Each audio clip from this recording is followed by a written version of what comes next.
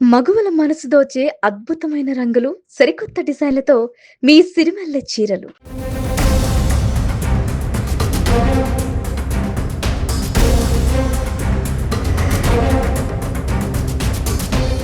ఉత్తరాఖండ్లోని ముస్సోరీలో భర్తతో కలిసి హనీమూన్కి విహారయాత్రకు వెళ్ళినటువంటి రాధా గాయత్రి అనుమానాస్పద స్థితిలో మృతి చెందటంపై పలు అనుమానాలు వ్యక్తం చేస్తూ విశాఖ నగర పోలీస్ కమిషనర్ గారిని గాయత్రి వాళ్ళ పేరెంట్స్ కలవటానికి వెళ్తున్నారు. ఎందుకంటే చాలా అనుమానాలు ఉన్నాయి, ఖచ్చితంగా కేసును వేగవంతంగా దర్యాప్తు చేసి మాకు న్యాయం చేయండి అంటూ వాళ్ళ పేరెంట్స్ చెప్తున్నారు. మేడం సత్యవతి గారు, అసలు ఏం కోరాలనుకుంటున్నారు?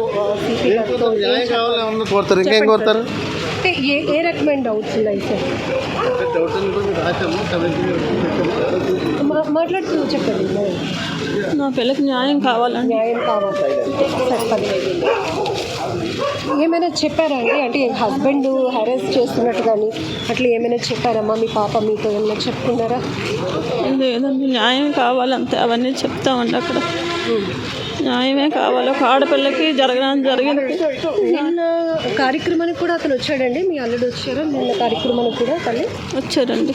ఏమంటాడు అతను? ఏమంటున్నారు? అతను ఏమీ అనలేదండి. అతను కనీసం మా పిల్లని కూడా చూడలేదు. అక్కడి నుంచి తీసుకొచ్చి పడేశాడు అంతే. అంతవరకు జరిగింది. అమ్మాయిని చూడలేదు, రాలేదు కూడా. ఓకే, ఎంతో బాధ్యతగా చూసుకుంటాడని మీరు అతని చేతిలో పెట్టారు మీ అమ్మాయిని. కానీ అట్లా తీసుకొచ్చి అలా పెట్టేయడం ఏంటి? మీకు ఏమి చెప్పే ప్రయత్నం కూడా చేయలేదమ్మా? మా పిల్లడు ఏం చెప్పలేదండి. అత్తగారు మామగారు వచ్చారు అంతే. పాప ఏమైనా చెప్పిందండి? పాప ఎప్పుడూ ఏం చెప్పలేదండి.